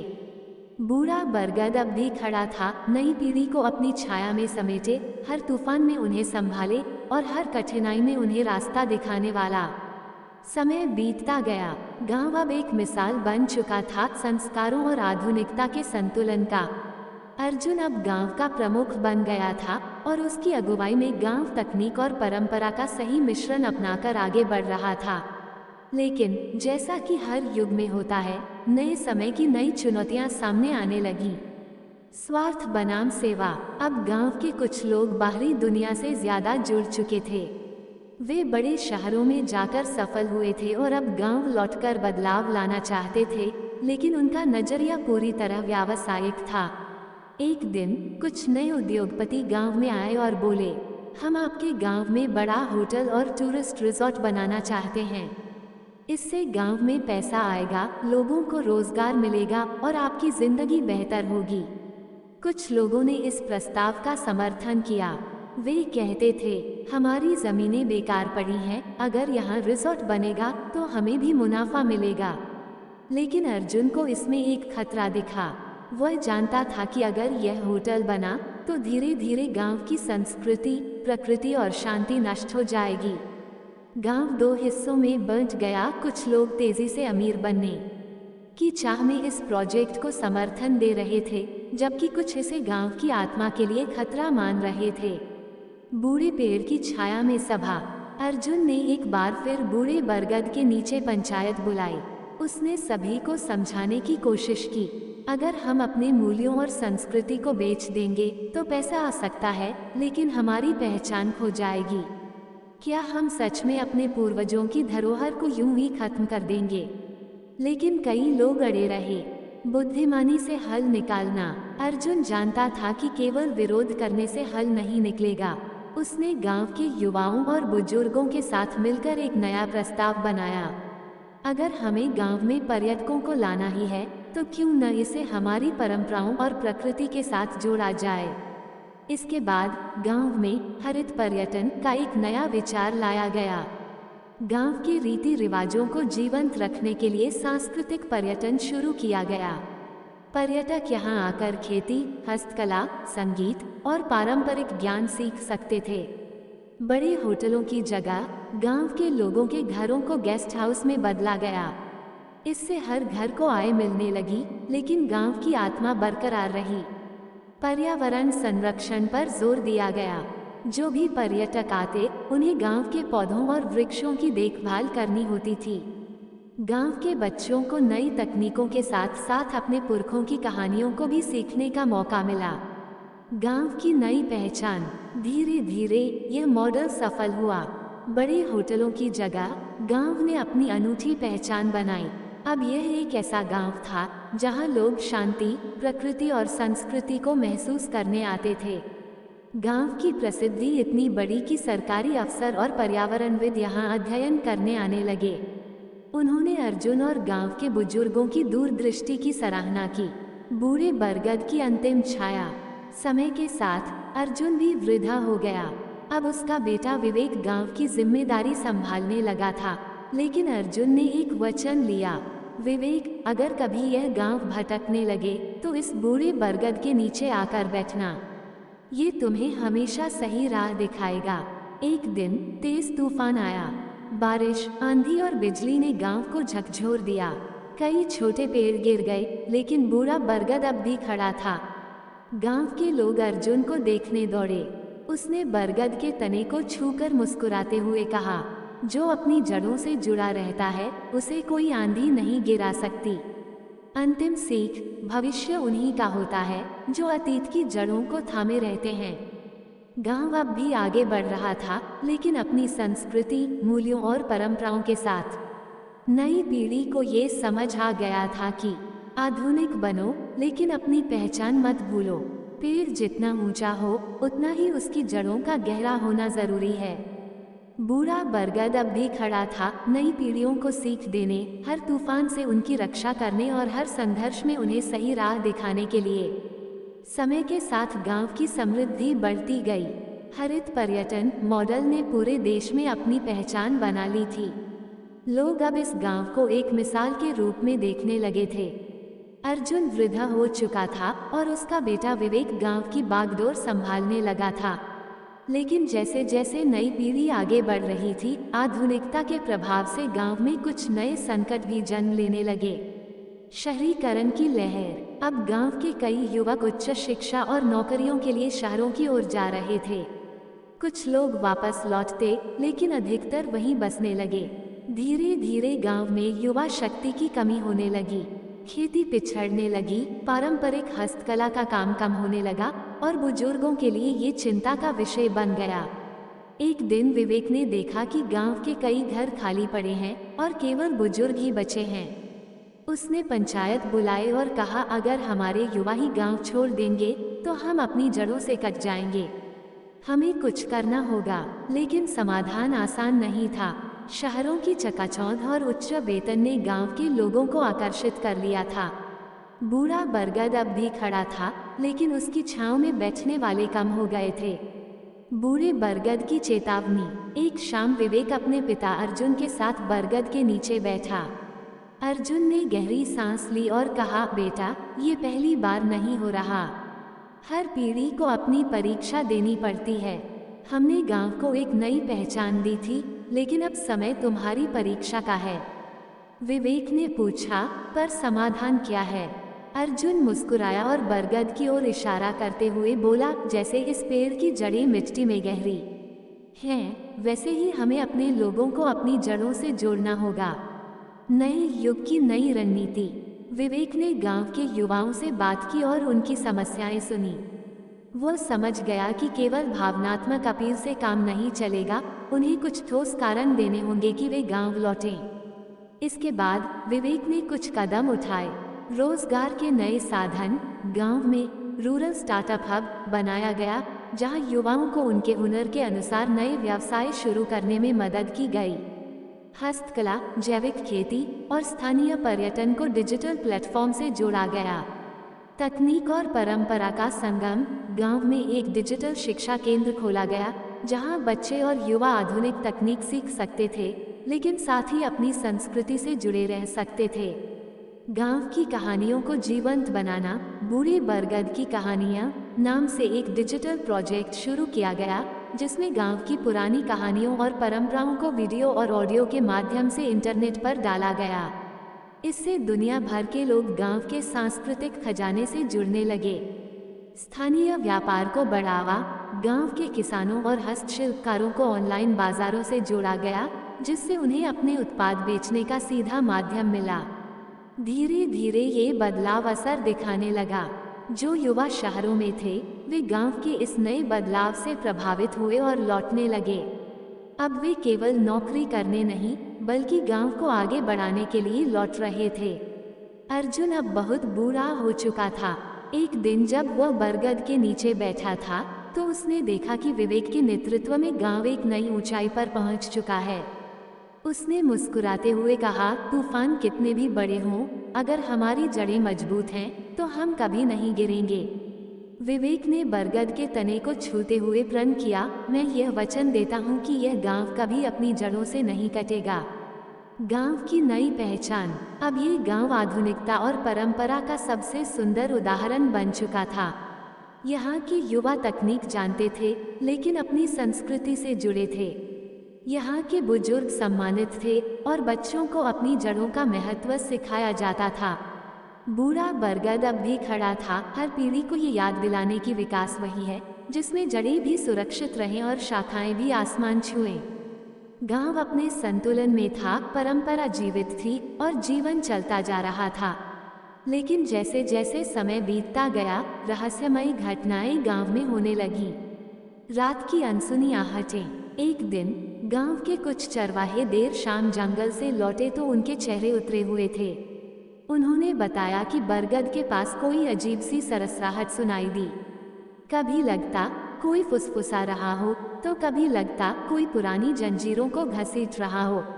पहले तो लोगों ने इसे भ्रम समझा, लेकिन फिर कई लोगों ने रात में अजीब परछाइयां देखी। गांव के सबसे बुजुर्ग व्यक्ति महादेव बाबा ने सुना तो गंभीर हो गए। वे धीरे धीरे बरगद के नीचे पहुंचे, उसकी मोटी जड़ों को छूकर आंखें मूंद लीं। कुछ पल बाद उन्होंने आंखें खोली और बोले, यह कोई साधारण बात नहीं है। ये पेड़ युगों से यहाँ खड़ा है, इसकी जड़ों में अतीत की कई कहानियाँ दबी हुई हैं। गांव की पुरानी कथा। महादेव बाबा ने एक पुरानी कथा सुनाई। सदियों पहले इस गांव में एक तपस्वी आया था। उसने इसी बरगद के नीचे ध्यान लगाया था। कहते हैं कि उसे एक दुर्लभ मंत्र की सिद्धि प्राप्त थी, जिससे वह प्रकृति के रहस्यों को समझ सकता था। लेकिन एक दिन कुछ लालची लोगों ने उसे धोखा दिया। वे उस मंत्र को चुराने आए और तपस्वी ने उन्हें शाप दे दिया, जो भी लोभ में आएगा इस भूमि पर चैन से नहीं रह पाएगा। वही शाप आज भी इस भूमि में जीवित है। अगर यह अजीब घटनाएं हो रही हैं, तो इसका मतलब है कि कोई फिर से लोभ के रास्ते पर चल पड़ा है। गांव के लोगों में हलचल मच गई। अब सवाल ये था, कौन था वह जिसने फिर से लोभ का द्वार खोला था? रहस्यमयी खोज। विवेक और कुछ युवाओं ने गांव में एक गुप्त जांच शुरू की। धीरे धीरे पता चला कि हाल ही में कुछ बाहरी व्यापारी गांव के लोगों से उनकी जमीनें खरीदने की कोशिश कर रहे थे। वे ऊंचे दामों का लालच दे रहे थे और कुछ लोग इस प्रलोभन में आ भी चुके थे। विवेक को एहसास हुआ कि यही लोग गांव के संतुलन को बिगाड़ रहा था। उसने फैसला किया कि इस रहस्य की तह तक जाना होगा। बूढ़े बरगद की रात। एक रात विवेक और कुछ विश्वसनीय लोग बरगद के पास बैठ गए। रात गहरी होती गई, हवा ठंडी होने लगी, चारों ओर सन्नाटा था, लेकिन अचानक एक धीमी सरसराहट सुनाई दी। फिर मिट्टी पर किसी के चलने की आहट, और तभी एक हल्की सी परछाई दिखाई दी। यह कोई और नहीं बल्कि वही व्यापारी थे जो गांव की जमीन हड़पना चाहते थे। वे किसी रहस्यमयी गड्ढे को खोद रहे थे, मानो कुछ खोज रहे हों। विवेक और उसके साथियों ने उन्हें पकड़ लिया। गांव के बुजुर्गों ने देखा तो उनकी आंखों में क्रोध और चिंता दोनों झलक उठी। महादेव बाबा ने कहा, लोभ का शाप आज भी जीवित है। ये भूमि किसी के लालच का शिकार नहीं बनेगी। गांव की नई शपथ। गांव के लोगों ने उन व्यापारियों को खदेड़ दिया और शपथ ली कि वे कभी भी अपने पूर्वजों की धरोहर को किसी बाहरी ताकत के हाथों नहीं जाने देंगे। बूढ़े बरगद के नीचे एक नई प्रतिज्ञा ली गई, हम इस भूमि के रक्षक हैं और इसकी आत्मा को कोई भ्रष्ट नहीं कर सकता। बरगद के पत्ते हिले, मानो उसने भी इस प्रतिज्ञा को स्वीकार कर लिया हो। गांव ने एक और परीक्षा पास कर ली थी, लेकिन हर कोई जानता था ये भूमि रहस्यों से भरी थी और हर पीढ़ी को अपनी परीक्षा देनी होगी। भूली हुई गुफा और तपस्वी की अग्नि। गांव के लोग शपथ तो ले चुके थे, लेकिन बूढ़े बरगद के नीचे अब भी एक अजीब सा सन्नाटा पसरा रहता था। लोग कहते कि रात में वहां कभी कभी हल्की हल्की रोशनी दिखाई देती है, मानो कोई दीपक जल रहा हो। कुछ कहते कि हवा में कोई धीमा मंत्र गूंजता है, जो सुनने में तो मधुर लगता है, लेकिन उसका स्रोत कोई नहीं जान पाता। महादेव बाबा ने कहा, ये भूमि अपने रहस्यों को कभी पूरी तरह नहीं खोलती। हमें अतीत में झांक कर देखना होगा कि तपस्वी कौन था और उसने कौन सा ज्ञान अर्जित किया था। पुराने शिलालेख की खोज। गांव के सबसे पुराने घर में, जिसे 50 पीढ़ी पहले के राजा के सैनिकों ने बनाया था, वहां एक प्राचीन शिलालेख पड़ा था। उस पर कुछ संस्कृत के शब्द अंकित थे, जो अग्नि को संभालेगा वही सत्य तक पहुंचेगा। महादेव बाबा ने इसे पढ़कर कहा, तपस्वी ने ज्ञान की अग्नि को संजोया था। ये वही अग्नि है जो इस भूमि की रक्षा करती आई है। लेकिन यह अग्नि है कहाँ? विवेक और गांव के कुछ युवाओं ने शिलालेख के इशारे पर जंगल में खोजबीन शुरू की। भूली हुई गुफा। बरगद से कुछ ही कोस दूर, जहां जंगल घना हो जाता था, वहां एक प्राचीन गुफा थी।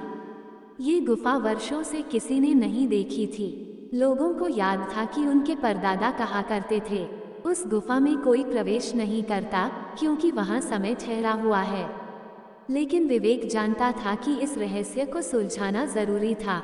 वह महादेव बाबा के साथ गुफा के द्वार तक पहुंचा। गुफा के भीतर अंधकार था, लेकिन जैसे ही उन्होंने प्रवेश किया, एक हल्की सुनहरी रोशनी चारों ओर फैल गई। यह कोई साधारण गुफा नहीं थी। यहाँ दीवारों पर प्राचीन चित्र उकेरे गए थे। उनमें एक चित्र खास था। एक साधु ध्यान में बैठा था और उसके चारों ओर एक दिव्य अग्नि जल रही थी। महादेव बाबा ने धीरे से कहा, ये वही अग्नि है जो तपस्वी ने अपने योग बल से प्रकट की थी। यह कोई साधारण अग्नि नहीं, ये चेतना की अग्नि है। इसे लोभ से नहीं, केवल सत्य और धर्म से प्राप्त किया जा सकता है। जैसे ही वे आगे बढ़े, गुफा की दीवार पर एक और संदेश लिखा था, जो लोभ करेगा वो इस अग्नि को देख भी नहीं पाएगा। जो ज्ञान को धारण करेगा वही इसे प्राप्त कर सकेगा। विवेक और उसके साथियों ने श्रद्धा से सिर झुका दिया। उन्होंने महसूस किया कि यह केवल एक रहस्य नहीं था, ये गांव के मूल्यों की जड़ थी। गांव की अगली परीक्षा। जब वे गांव लौटे तो महादेव बाबा ने गांव वालों को ये रहस्य बताया। सभी ने प्रण लिया कि वे इस ज्ञान को कभी नष्ट नहीं होने देंगे। लेकिन दूर कहीं जंगल की छाया में कोई उनकी बातें सुन रहा था। छाया में छिपा कोई। गांव में ज्ञान की अग्नि का रहस्य अब सबके सामने था, लेकिन इसके साथ ही एक नया भय भी जन्म ले चुका था। बरगद के नीचे जब महादेव बाबा ने आखिरी शब्द कहे थे, तब किसी ने उनकी बातें ध्यान से सुनी थी। कोई जो गांव का नहीं था, कोई जो इस रहस्य का गलत उपयोग करना चाहता था। रात का अजनबी। उस रात जब गांव गहरी नींद में था, बरगद के पास किसी के कदमों की आहट सुनाई दी। पत्तों की सरसराहट के बीच एक छाया धीरे धीरे गुफा की ओर बढ़ी। सुबह जब विवेक गुफा की ओर गया तो उसने देखा कि वहां कुछ बदला हुआ था। गुफा के द्वार पर किसी ने राख बिखेर रखी थी और दीवारों पर बने चित्रों के कुछ हिस्से खरोंच दिए गए थे।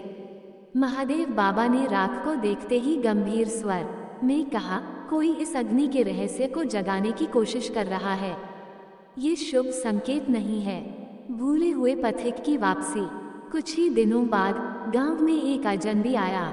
वो एक लंबा दुबला पतला व्यक्ति था, जिसकी आंखों में एक अजीब सी चमक थी। वह साधारण वस्त्र पहने था, लेकिन उसकी चाल में कुछ ऐसा था जो उसे अलग बनाता था। गांव के चौपाल पर आकर उसने कहा, मैं एक पथिक हूँ जो ज्ञान की खोज में आया हूँ। सुना है कि इस गांव में एक प्राचीन रहस्य छिपा है। मैं उस रहस्य को जानना चाहता हूँ। गांव वाले सतर्क हो गए। महादेव बाबा और विवेक ने उसे ध्यान से देखा। महादेव बाबा बोले, जो सच में ज्ञान का प्यासा होता है वो इस तरह प्रश्न नहीं करता। तुम कौन हो और तुम्हारा उद्देश्य क्या है? उस व्यक्ति ने एक धीमी हंसी हंसी और कहा, मैं केवल एक यात्री हूँ। लेकिन यदि आप सच में इस भूमि के रक्षक हैं, तो बताइए, क्या आपने कभी सोचा है कि इस अग्नि का उपयोग और भी बड़े कार्यों के लिए किया जा सकता है? क्या ये सिर्फ एक प्रतीक मात्र है या फिर इसमें कोई वास्तविक शक्ति छिपी है? गांव वालों में हलचल मच गई। क्या सच में इस अग्नि में कोई अलौकिक शक्ति थी? तपस्वी की भविष्यवाणी। महादेव बाबा ने गांव के सबसे पुराने ग्रंथ को उठाया और उसमें लिखी भविष्यवाणी को पढ़कर सुनाया। एक दिन कोई आएगा जो इस अग्नि को अपने स्वार्थ के लिए जगाना चाहेगा। यदि लोभ ने इसे छू लिया तो ये भूमि जलकर राख हो जाएगी। यदि कोई सच्चे मन से इसकी रक्षा करेगा तो ये ज्ञान का प्रकाश बन जाएगी। विवेक को अब पूरा यकीन हो गया था, यह अजनबी उसी लोभ का प्रतीक था जिसके बारे में भविष्यवाणी की गई थी। उस रात विवेक, महादेव बाबा और गांव के कुछ विश्वसनीय लोग गुफा की रक्षा के लिए वहां पहरा देने पहुंचे। लेकिन जैसे ही आधी रात हुई, गुफा के भीतर हल्की हल्की रोशनी चमकने लगी। दीवारों पर बनी आकृतियां जैसे जीवंत हो उठी और फिर अचानक एक जोरदार हवा चली। गुफा के द्वार पर वही अजनबी खड़ा था। उसकी आंखों में लालसा थी और उसने ऊंची आवाज में कहा, यह अग्नि मेरी है। ये ज्ञान केवल देखने के लिए नहीं, इसे जगाने के लिए बनाया गया है। उसने आगे बढ़ने की कोशिश की, लेकिन तभी बूढ़े बरगद की ओर से एक तेज हवा आई। गुफा के द्वार पर एक अदृश्य शक्ति खड़ी हो गई, जिसने अजनबी को रोक दिया। महादेव बाबा ने गहरी आवाज में कहा, जो स्वार्थ में अंधा हो उसे यह भूमि स्वीकार नहीं करती। तुम यहाँ नहीं टिक सकते। अचानक अजनबी की आंखों में डर आ गया। उसने पीछे हटने की कोशिश की, लेकिन जैसे ही उसने गुफा को छोड़ना चाहा, धरती हिलने लगी। एक गहरी आवाज गूंजी, ये भूमि शुद्ध हृदय वालों के लिए है। जो छल करेगा वो इसे छोड़ने के लिए बाध्य होगा। अगले ही पल वह अजनबी गांव की सीमा से बाहर फेंका गया। महादेव बाबा ने गांव वालों को इकट्ठा किया और कहा, आज हमने फिर साबित कर दिया कि इस भूमि की रक्षा केवल वे ही कर सकते हैं जो इसे स्वार्थ से नहीं, श्रद्धा से देखते हैं। ये हमारी आखिरी परीक्षा नहीं थी। आगे भी ऐसे लोग आएंगे, लेकिन हमें हमेशा इस सत्य को याद रखना होगा, ज्ञान का उपयोग लोभ के लिए नहीं, बल्कि प्रकाश के लिए होता है। विवेक ने बूढ़े बरगद की ओर देखा। उसकी टहनियाँ शांत थीं, लेकिन ऐसा लग रहा था जैसे वो मुस्कुरा रहा हो। गांव वाले एक स्वर में बोले, हम अपनी जड़ों की रक्षा करेंगे, चाहे कोई भी परीक्षा क्यों ना आए। अजनबी के जाने के बाद गांव में शांति लौट आई, लेकिन कुछ लोगों के मन में अभी भी सवाल थे। गुफा में जो शक्ति प्रकट हुई थी, वह क्या केवल एक संयोग था? क्या वह तपस्वी की अग्नि की रक्षा करने वाली कोई अदृश्य शक्ति थी, या फिर कुछ और? महादेव बाबा ने कहा, ये भूमि जीवित है। ये सिर्फ मिट्टी नहीं, यह इतिहास की आत्मा को सजोए हुए है। पर जो कुछ हुआ वो केवल शुरुआत थी। रात का अनहोना सपना। उस रात विवेक ने एक विचित्र सपना देखा। वह गुफा के भीतर खड़ा था और सामने एक और द्वार दिखाई दे रहा था, पत्थरों से ढका हुआ, जैसे उसे जानबूझकर छिपाया गया हो। फिर अचानक एक धीमी सी आवाज आई, जो मानो सदियों से सोई हुई थी। तुम सत्य तक पहुंच चुके हो, लेकिन अभी यह पूर्ण नहीं हुआ। छाया में जो सोया है वह जागने वाला है। गुप्त द्वार खुलेगा और तब सच्ची परीक्षा शुरू होगी। विवेक हड़बड़ाकर जागा। उसकी सांस तेज थी। वह समझ गया कि यह कोई साधारण सपना नहीं था। गुप्त द्वार की तलाश। अगली सुबह विवेक, महादेव बाबा और गांव के कुछ बुजुर्ग फिर से गुफा पहुंचे। वे अब इस स्थान को और गहराई से समझना चाहते थे। गुफा में दाखिल होते ही उन्होंने देखा कि जहां पहले केवल दीवार थी, अब वहां हल्की सी दरारें दिखाई दे रही थीं। विवेक ने धीरे से हाथ रखा और तभी गहरी गर्जना सी आवाज आई। पूरा गांव हिल उठा। गुफा की दीवारें कांपने लगीं। महादेव बाबा चौंक कर बोले, ये द्वार अभी तक किसी ने नहीं खोला था। क्या ये वही द्वार है जिसका उल्लेख प्राचीन ग्रंथों में है? गांव के सबसे वृद्ध व्यक्ति, जो सबको बुजुर्ग काका के नाम से जाने जाते थे, आगे आए और धीरे से बोले, ये द्वार तभी खुलेगा जब इसे खोलने वाला अपने अंदर के भाई को जीत लेगा। ये केवल पत्थर नहीं, यह एक परीक्षा है, छायाओं का खेल। तभी गुफा के भीतर एक अजीब सी ठंडक फैलने लगी। हवा भारी हो गई और ऐसा लगा जैसे वहां कोई और भी मौजूद था। फिर अचानक दीवारों पर परछाइयां उभरने लगीं। विवेक और बाकी गांव वालों ने देखा, वहां कई आकृतियां थीं, लेकिन वे इंसान नहीं थे। वे लहराती हुई आकृतियां थीं, मानो वे वर्षों से यहाँ सो रही हों और अब जाग गई हों।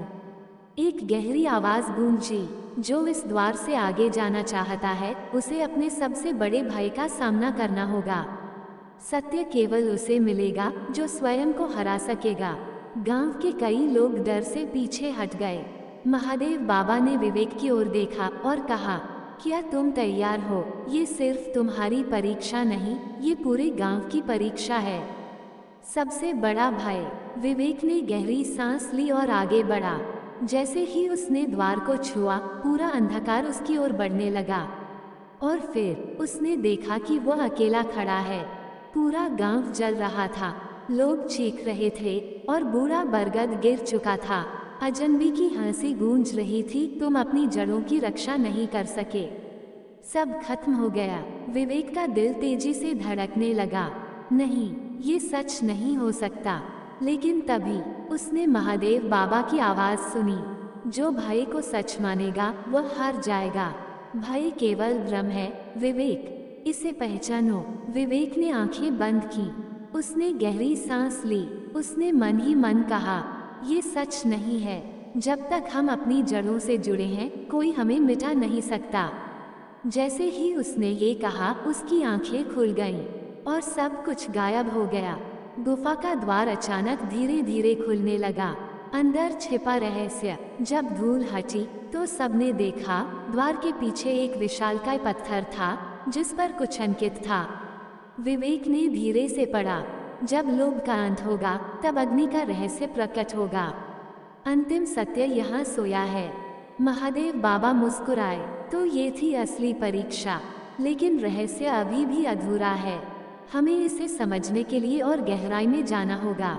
गांव वाले अब भी सोच रहे थे आखिर इस द्वार के पार क्या छिपा है और अग्नि का असली रहस्य क्या है। गुफा का द्वार खुल चुका था, लेकिन भीतर घना अंधकार था।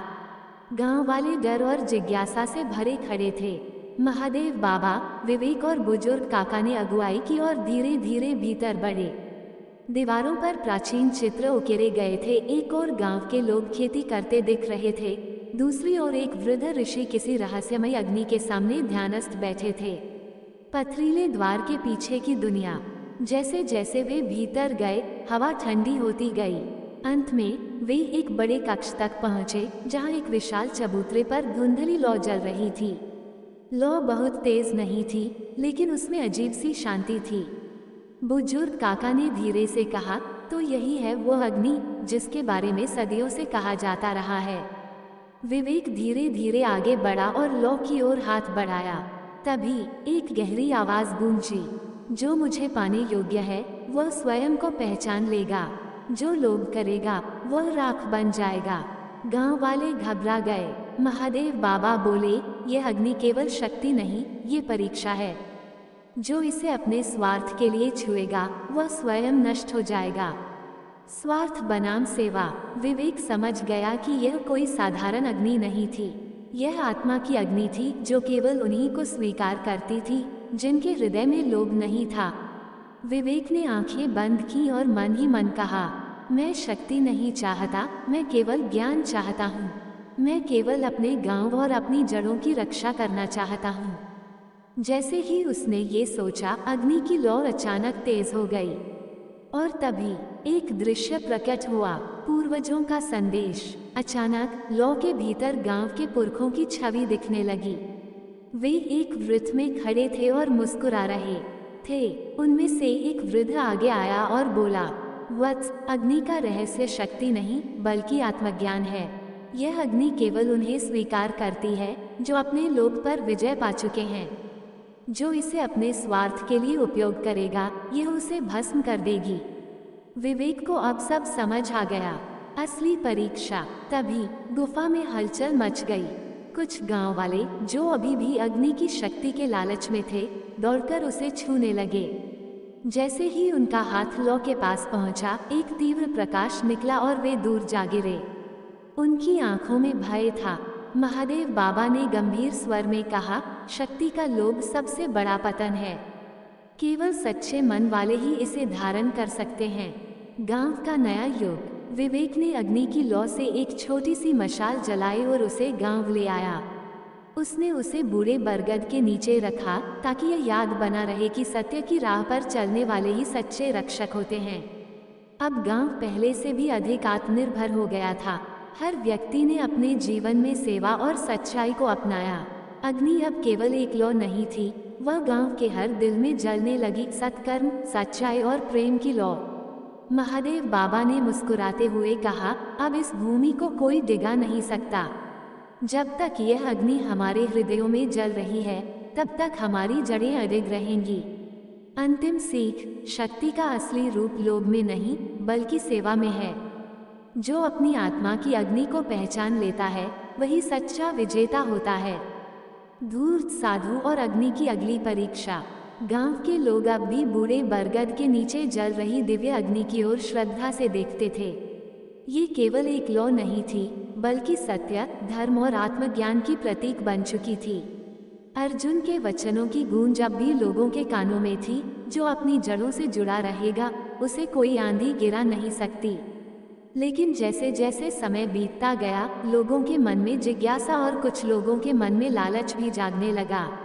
कोई जानना चाहता था कि इस अग्नि में ऐसी क्या शक्ति है, तो कोई इसे अपने स्वार्थ के लिए उपयोग करना चाहता था। गांव में बदलाव आ रहा था, लेकिन बदलाव के साथ साथ संकट भी आने वाला था।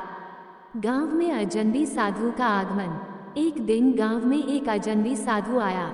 उसकी लंबी, जटाओं से भरी दाढ़ी थी, आंखों में गहरी चमक और चाल में एक रहस्यमय आत्मविश्वास था। उसने गांव में प्रवेश किया और सबसे पहले बूढ़े बरगद के नीचे जाकर उस दिव्य अग्नि को निहारा। गांव के लोग उसकी ओर आकर्षित हुए। किसी ने पूछा, महात्मा, आप कौन हैं और इस गांव में किस लिए आए हैं? साधु ने धीमे स्वर में उत्तर दिया, मेरा नाम कालगिरी है। मैं वर्षों से तपस्या कर रहा हूँ, सत्य और शक्ति की खोज में। मैं सुना है कि इस गांव में एक दिव्य अग्नि प्रकट हुई है। क्या ये सत्य है? विवेक ने सावधानी से साधु की ओर देखा और धीरे से कहा, हाँ, ये सत्य है। लेकिन यह अग्नि किसी साधारण मनुष्य के लिए नहीं, ये केवल सेवा और निस्वार्थता के प्रतीक के रूप में यहाँ जल रही है। साधु मंद मंद मुस्कुराया, अग्नि का धर्म प्रकाश देना है, लेकिन प्रकाश केवल उन्हीं को मिलता है जो उसकी परीक्षा में खरे उतरते हैं। क्या तुम जानते हो कि यह अग्नि केवल तुम्हारे गांव के लिए नहीं, बल्कि समस्त संसार के लिए है? गांव वालों के बीच फुसफुसाहट शुरू हो गई। कुछ लोगों ने सिर हिलाया तो कुछ ने प्रश्नवाचक दृष्टि से विवेक की ओर देखा। धूर्त साधु की चालाकी। अगले कुछ दिनों तक कालगिरी गांव में ही रहा। वह बहुत मधुर बोलता था, गांव वालों की सेवा करता और बहुत ज्ञानी प्रतीत होता।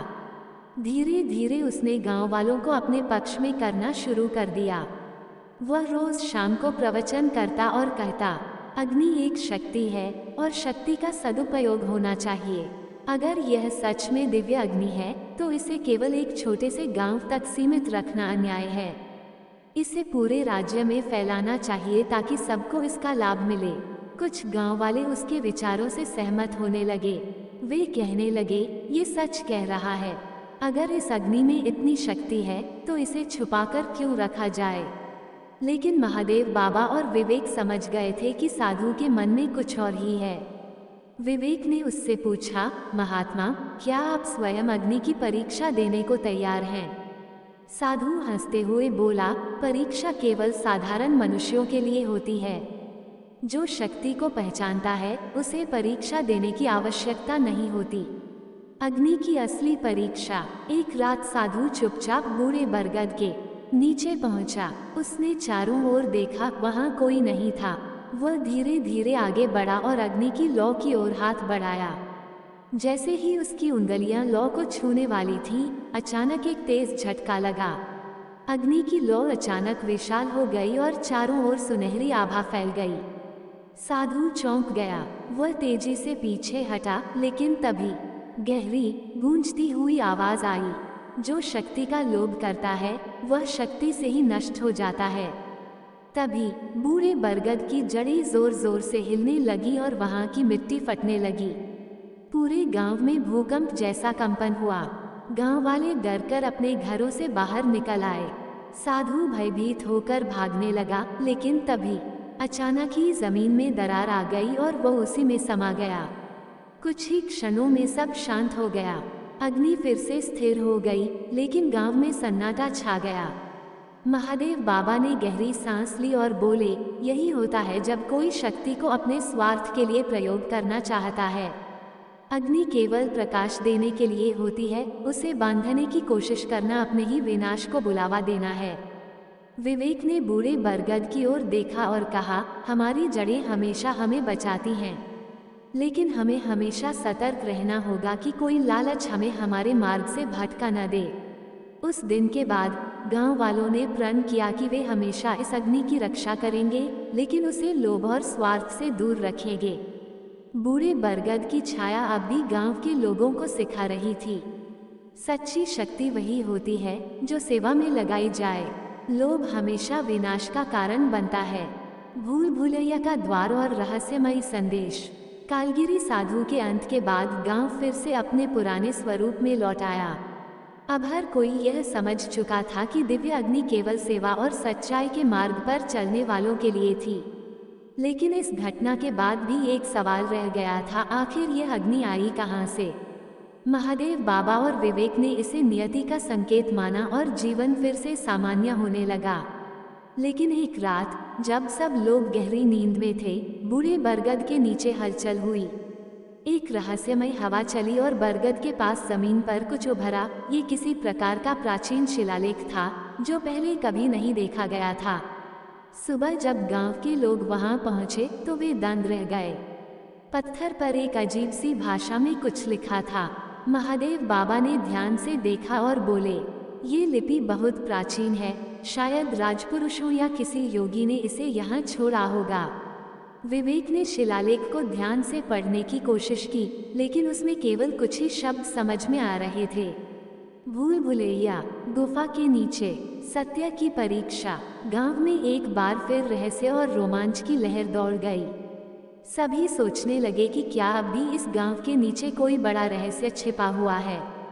पुराने ग्रंथों की खोज। महादेव बाबा ने विवेक और कुछ बुद्धिमान बुजुर्गों को बुलाया और कहा, शायद हमें पुराने ग्रंथों में इसका उत्तर मिल सकता है। गांव की सबसे पुरानी हवेली में एक पुस्तकालय था, जहां सदियों से रखे गए ताड़पत्रों और ग्रंथों में गांव का इतिहास लिखा था। वे वहां पहुंचे और पुराने ग्रंथों को खंगालने लगे। कई घंटों के बाद एक पीले पड़ चुके पन्नों की किताब मिली, जिसमें लिखा था, जिस गांव की रक्षा एक दिव्य वृक्ष करता है, वहां धरती के नीचे एक भूल भुलैया छिपी होती है। जो सच्चा उत्तराधिकारी होगा वही उसके द्वार खोल सकेगा, परंतु लोभी मनुष्य के लिए वहां केवल विनाश ही मिलेगा। विवेक, महादेव बाबा और गांव के अन्य लोग ये पढ़कर स्तब्ध रह गए। विवेक ने कहा, इसका मतलब है कि गांव के नीचे कोई रहस्यमय स्थान है, लेकिन हमें वहां जाने से पहले पूरी तैयारी करनी होगी। गांव के बुजुर्गों ने बताया कि कई पीढ़ियों पहले गांव के बुजुर्गों ने कहा था कि बूढ़े बरगद की जड़ों के पास एक रहस्यमय दरवाजा था, जिसे कोई खोल नहीं सका था। अब सबकी नजरें वहीं थीं। गांव के कुछ युवा, विवेक और महादेव बाबा उस स्थान पर पहुंचे और ध्यान से जांच करने लगे। तभी एक वृद्ध किसान ने कहा, मैंने सुना है कि ये द्वार केवल तब खुलेगा जब कोई अपनी निस्वार्थ भावना से इसकी परीक्षा देगा। विवेक ने प्रण लिया कि वो इसे खोलने का प्रयास करेगा। उसने आंखें बंद की और प्रार्थना की, अगर इस द्वार के पीछे कोई सत्य है जो इस गांव के भले के लिए है, तो कृपया इसे प्रकट करें। तभी जमीन एक हल्की गड़गड़ाहट के साथ कांपने लगी। बरगद की जड़ों के बीच एक पत्थर खिसका और वहां एक संकरी सीढ़ी प्रकट हुई। गांव वाले भय और उत्सुकता से इसे देख रहे थे। गुफा के अंदर का रहस्य। विवेक, महादेव बाबा और कुछ विश्वस्त लोग नीचे उतरे। अंदर एक संकरी सुरंग थी, जिसमें दीवारों पर रहस्यमय चित्र बने थे। एक जगह एक चित्र दिखा, जिसमें एक साधु अपने हाथों में अग्नि लिए बैठा था और उसके चारों ओर कुछ लोग उसकी पूजा कर रहे थे। महादेव बाबा बोले, ये वही दिव्य अग्नि है। ये सदियों से हमारी परंपरा का हिस्सा रही है। लेकिन जैसे ही वे आगे बढ़े, उन्हें एक अजीब सा दरवाजा दिखा। इस दरवाजे पर एक लेख उकेरा हुआ था, यह अंतिम परीक्षा है, सत्य को अपनाओ, अन्यथा ये द्वार तुम्हें अंधकार में धकेल देगा। अंतिम परीक्षा और गांव का भविष्य। दरवाजे के सामने एक अजीब सी ज्योति प्रकट हुई और एक गूंजती हुई आवाज आई, बताओ, शक्ति किसके लिए होती है? विवेक ने बिना सोचे उत्तर दिया, शक्ति सेवा के लिए होती है, स्वार्थ के लिए नहीं। तभी दरवाजा धीरे धीरे खुलने लगा। अंदर एक बड़ा कक्ष था, जिसमें बीचों बीच एक सोने का दीपक रखा था। महादेव बाबा बोले, ये केवल एक दीपक नहीं, ये सत्य की लौ है। ये गांव की सुरक्षा का प्रतीक है। जब तक इसे संभाल कर रखा जाएगा, ये गांव कभी विनाश का शिकार नहीं होगा। विवेक ने दीपक उठाया और उसे सम्मानपूर्वक बूढ़े बरगद के नीचे ले आया।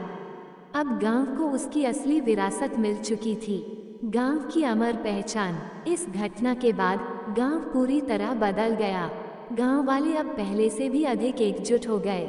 हर वर्ष दीपक की पूजा होती, ताकि आने वाली पीढ़ियों को ये सिखाया जा सके कि शक्ति का सही उपयोग केवल सेवा में ही होता है। अब कोई भी गांव में स्वार्थ के लिए नहीं आता, बल्कि सीखने के लिए आता। बूढ़ा बरगद अब भी खड़ा था, अपनी शाखाओं में समय के रहस्यों को समेटे हुए। विवेक ने आखिरी बार बरगद के तने को छूकर कहा, जो अपनी जड़ों से जुड़ा रहता है, उसे कोई आंधी गिरा नहीं सकती। ये दीपक सच्चाई की लौ है, जो आने वाली पीढ़ियों का मार्गदर्शन करेगी। और फिर वो दिव्य लौ कभी नहीं बुझी। कालचक्र का संकेत और अंतिम भविष्यवाणी। गांव अब पहले से भी अधिक सुदृढ़ हो चुका था। हर वर्ष दिव्य दीपक की पूजा होती और इसे बरगद की जड़ों के पास रखा जाता, जिससे गांव का संतुलन बना रहे। लेकिन ये शांति अधिक दिनों तक टिकने वाली नहीं थी। एक रात जब आसमान में बादल घुमड़ रहे थे और हल्की बूंदाबांदी हो रही थी, बूढ़े बरगद की जड़ों के पास रखे दीपक की लौ अचानक भड़की और फिर मंद पड़ गई। यह एक अशुभ संकेत था। विवेक, जो अब गांव का सबसे वरिष्ठ मार्गदर्शक बन चुका था, तुरंत महादेव बाबा के पास गया। बाबा ध्यान में बैठे थे, लेकिन उनकी भौहें टेढ़ी हो गईं। उन्होंने आंखें खोली और गंभीर स्वर में बोले, कालचक्र घूमने वाला है। वह शक्ति जो सैकड़ों वर्षों से इस गांव की रक्षा कर रही है, अब परीक्षा में है। कोई इसे नष्ट करना चाहता है। गांव के लोगों को इस भविष्यवाणी का पूरा अर्थ समझ नहीं आया, लेकिन सभी सतर्क हो गए। रहस्यमय साया और गुप्त शिलालेख। अगली सुबह गांव के एक युवक ने दौड़ते हुए आकर कहा, बरगद के पीछे की जमीन पर अजीब से चिन्ह उभरे हैं। ऐसा लगता है जैसे किसी ने वहां कुछ खोदने की कोशिश की हो। विवेक और गांव के अन्य लोग तुरंत वहां पहुंचे। सच में जमीन पर बड़े रहस्यमय चिन्ह बने थे, जैसे कोई अज्ञात भाषा में कुछ लिख गया हो। महादेव बाबा ने उसे ध्यान से देखा और बोले, ये वही लिपि है जो हमें पहले गुफा में मिली थी, लेकिन ये संदेश अधूरा है। लगता है कोई इसे पूरा करने की कोशिश कर रहा था। गांव के बुजुर्गों ने मिलकर उस लिपि को पढ़ने का प्रयास किया और जो अर्थ निकला उसने सभी को चौंका दिया। जब जड़ों पर प्रहार होगा तब दीपक बुझ जाएगा और सत्य खो जाएगा। जो दीपक को बुझने से बचा लेगा वही गांव की आत्मा को पुनर्जीवित करेगा। गांव पर छाया संकट। उस रात गांव में किसी ने महसूस किया कि चारों ओर अजीब सी नकारात्मकता फैल रही है। पशु बेचैन हो गए थे, पक्षी असामान्य रूप से चहचहा रहे थे और बरगद के पास का वायुमंडल भारी महसूस हो रहा था। फिर आधी रात को एक रहस्यमय छाया बरगद के पास देखी गई। पहरेदारों ने उसे रोकने की कोशिश की, लेकिन वो हवा की तरह गायब हो गई। सुबह जब लोग बरगद के पास पहुंचे तो देखा कि दीपक बुझ चुका था। गांव में हड़कंप मच गया। ये पहली बार हुआ था जब दिव्य दीपक, जिसे कभी बुझते नहीं देखा गया था, एकदम काला पड़ गया था। महादेव बाबा ने चिंतित स्वर में कहा, जिस चीज का हमें डर था वही हुआ। गांव की रक्षा का आधार डगमगा रहा है। हमें इसे फिर से प्रज्वलित करना होगा, वरना विनाश निश्चित है। अग्नि की पुनः प्राप्ति। दीपक को फिर से जलाने का केवल एक ही उपाय था, उसी दिव्य अग्नि को फिर से खोजना जो गुफा में मिली थी। लेकिन समस्या ये थी कि गुफा का द्वार अब अदृश्य हो चुका था। विवेक और गांव के अन्य बुद्धिमान लोगों ने पूरे गांव में खोजबीन शुरू की। कई दिन बीत गए, लेकिन कोई रास्ता नहीं मिला। फिर एक दिन एक वृद्ध महिला ने कहा, एक बार मेरे दादा ने बताया था कि जब गांव पर संकट आता है तो बरगद की सबसे पुरानी जड़ स्वयं मार्ग दिखाती है। विवेक को ये सुनते ही कुछ याद आया। वह तुरंत बरगद के पास गया और उसकी सबसे मोटी जड़ को ध्यान से देखने लगा। अचानक उसे उसमें एक दरार दिखी जो पहले कभी नहीं थी। विवेक ने गांव वालों की मदद से उसे और खोदा और वहां एक संकरी सीढ़ी प्रकट हुई। महादेव बाबा बोले, यही है मार्ग। ये भूल भुलैया का अंतिम द्वार हो सकता है, अंधकार और अग्नि का अंतिम द्वंद्व। विवेक, महादेव बाबा और गांव के कुछ बहादुर लोग उस संकरी सुरंग में घुसे। अंदर घना अंधेरा था। वे धीरे धीरे आगे बढ़ते गए जब तक कि उन्हें एक विशाल कक्ष नहीं मिला। इस कक्ष के बीच में वही दिव्य अग्नि जल रही थी, लेकिन इस बार वह अत्यंत मंद थी, जैसे बुझने वाली हो। तभी एक गूंजती हुई आवाज आई, तुम फिर से आए हो, लेकिन क्या तुम इसके योग्य हो? और तभी एक रहस्यमय काला धुआं उस अग्नि के चारों ओर घूमने लगा। ये वही छाया थी जिसे गांव में देखा गया था। महादेव बाबा बोले, यह नकारात्मक शक्ति है। ये गांव की आत्मा को निगलना चाहती है। विवेक ने आंखें बंद की और अपनी आत्मा की पूरी शक्ति को एकत्र किया। उसने प्रार्थना की, यह अग्नि सच्चाई और सेवा का प्रतीक है। मैं इसे स्वार्थ के लिए नहीं, बल्कि गांव की रक्षा के लिए पुनः प्रज्वलित करना चाहता हूँ। तभी दीपक की बुझी लौ अचानक चमक उठी और काला धुआं चीखते हुए विलीन हो गया। गुफा में तेज प्रकाश फैल गया और अग्नि अपनी पूर्ण शक्ति में प्रज्वलित हो गई। गांव का पुनर्जन्म। विवेक ने उस अग्नि से दीपक को पुनः प्रज्वलित किया और उसे वापस गांव ले आया। जब दीपक को बरगद के पास रखा गया तो पूरा वातावरण शांत हो गया। पशु शांत हो गए, हवा हल्की हो गई और पक्षियों ने फिर से चहचहाना शुरू कर दिया। गांव पर छाया संकट टल चुका था। महादेव बाबा ने कहा, ये केवल अग्नि नहीं, ये हमारी संस्कृति, हमारे पूर्वजों की आत्मा है। जब तक इसे सच्चे हृदय से संभाल कर रखा जाएगा, ये गांव कभी अंधकार में नहीं जाएगा। अब हर वर्ष दीपक की पूजा और भी बड़े उत्सव की तरह मनाई जाने लगी। गांव पहले से भी अधिक समृद्ध हो गया और हर व्यक्ति जानता था कि जो अपनी जड़ों से जुड़ा रहता है, उसे कोई शक्ति गिरा नहीं सकती। अंतिम सीख। सच्चा प्रकाश वही होता है जो अंधकार को हराकर जलता रहे। जो अपनी संस्कृति और मूल्यों की रक्षा करता है, वह कभी नष्ट नहीं होता। कहानी समाप्त नहीं होती, क्योंकि हर पीढ़ी को अपनी अग्नि स्वयं जलानी होगी। अगर आपको रोचक कहानियाँ, जीवन की गहरी सीख और प्रेरणादायक विचार पसंद हैं, तो हमारे चैनल को सब्सक्राइब करें और इस ज्ञान यात्रा में हमारे साथी बनें। लाउडस्पीकर, हर कहानी एक नया सबक, हर सबक एक नई शुरुआत।